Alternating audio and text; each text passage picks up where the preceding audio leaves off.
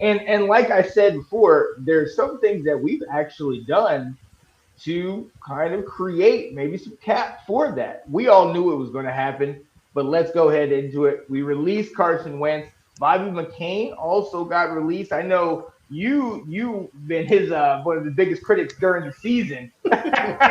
So is this a wipe your hands of it, or is it? I mean, what were you feeling about Bobby McCain? We'll go there first.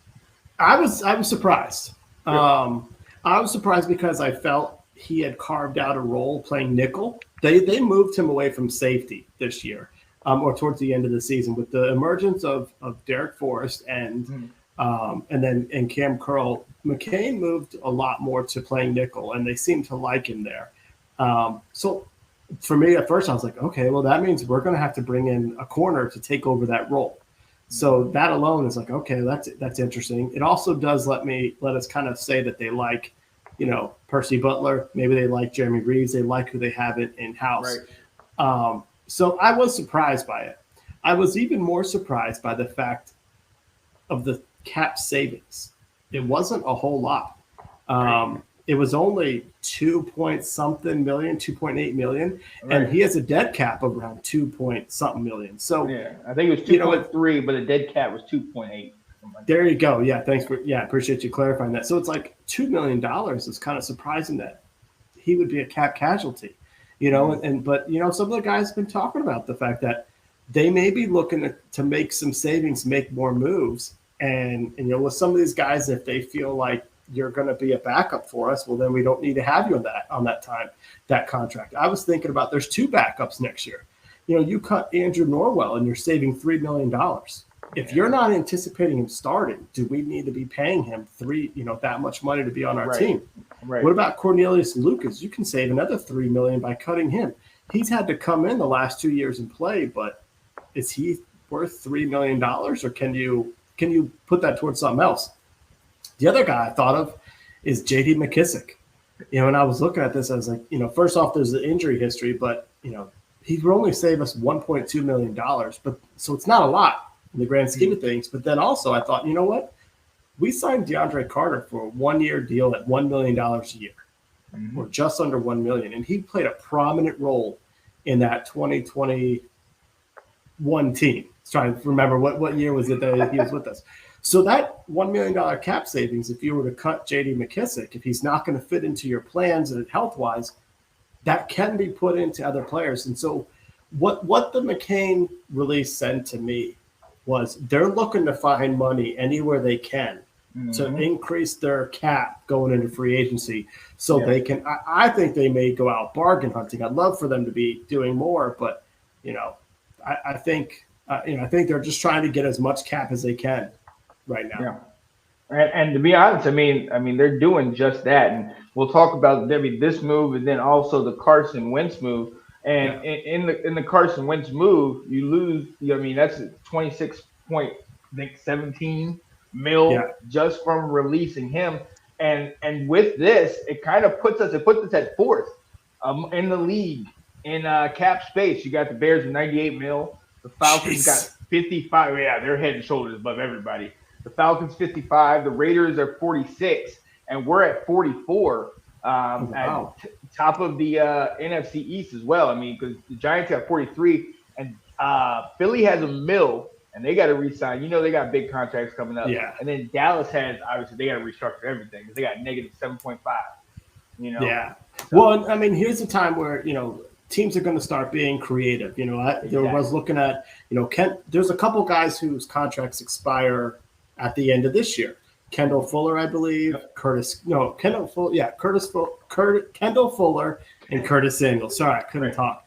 So they could be, if we want them to be a part of our team longer than just this next season, we could extend them, lower their cap number, than what it is, and get some savings there. So there very well could be, just like you said, Dallas is in the negative, so they're going to have to, make some Collaborate. restructures.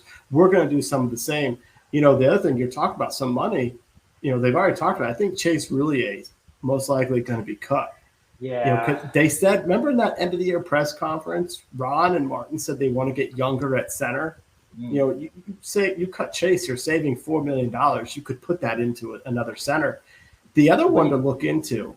Oh, go ahead. You real had quick, something? real quick on the Chase. Yeah, I mean, but even more than that, like the last 2 years, he's had some pretty gruesome injuries, and it's like correct. trying to come back from that each year. It's even hard to ask him to do that from our perspective because it's like really, you really putting your body out there, and we don't want you to have to go through that, after football is done. So it might be best to get younger and kind of not push him out per se, but it's rough seeing the injuries year after year after year. It is, and it's not like he's an old guy, but like you said, he's missed almost a full season or more in the last 2 years, Yeah. and we you see when he leaves the drop off that we have. Yeah. So they Yeah. need to look into it. The other one, this will be kind of contingent on the draft, and this could be a post June 1 or post draft cut. If they release left tackle Charles Leno, we Hmm. would save $8 million. Yeah. He was our man of the year. It's because that's what he does in the community, Sean. I, I'm worried I about mean, the that's field. a good Okay, thing. That's a good it thing. is. We need that. Now you're getting too nostalgic. I am. I'm getting. Oh, it's a business. It's not. It's not Correct. personal. Now you're getting fan Sean instead Yeah, of I know. GM Sean. I saw that on the list, and I was like, I like him, man, from Chicago. I Well, like that here's guy. what's wild about like if you cut Chase Roulier, you Yeah. take a dead cap of 8 million and you Yeah. save 4. So Yeah. you are eating more than you're gaining. Whereas if you cut Charles Leno, it's like the exact opposite. Yeah. So you gain more in a cap savings, but the bigger thing is you lose a left tackle. Yeah.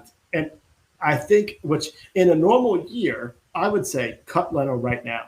Mm-hmm. Because I would say that would give us the cash to go get a left tackle in free agency or the draft. Like we'll get it covered. I just don't know if we're going to be spending money this offseason. No.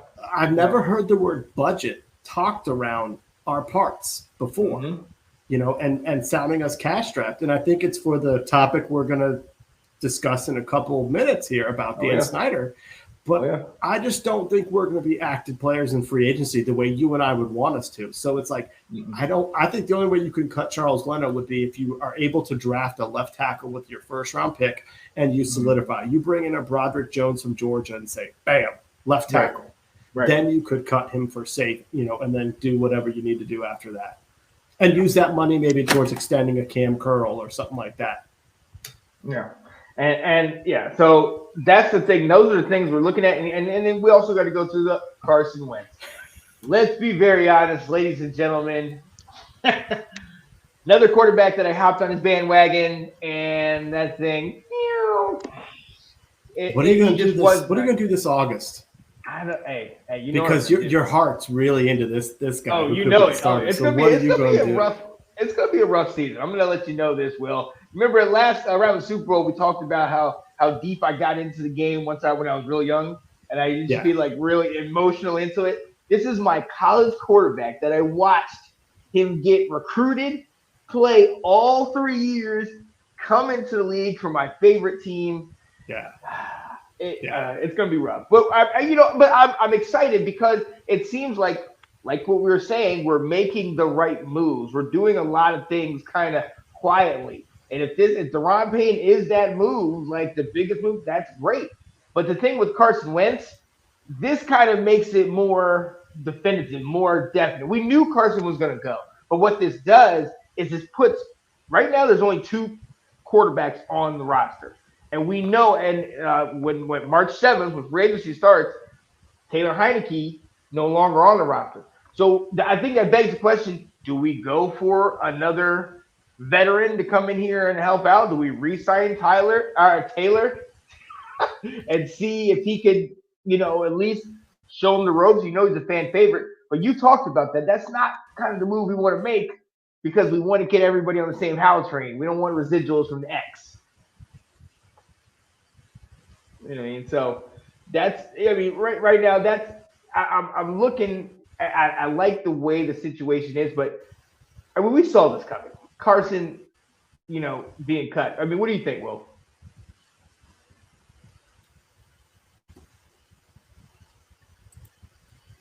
And you good? froze.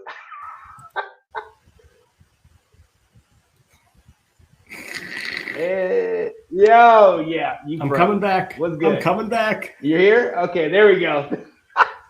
I'm So yo, back. when's oh, Oh, you're Sean good. was Here we going go. solo here. I heard everything. I was sitting here just flying, Yeah. mayday, mayday. So you were. You did good, man. You did good. It's not greatness, Ben. I don't want to hear it. Right. I know. Yeah. So I mean, they are obviously, now's the time to figure out, what are we going to do about that quarterback situation with Sam Howell in play. I think it's interesting the language they've been using. Ron's been saying, yeah, Sam's going to have every opportunity to win the job. He's not coming out and saying he's the starter, but we have done this starter. Right. He's done this before too with Ryan Fitzpatrick.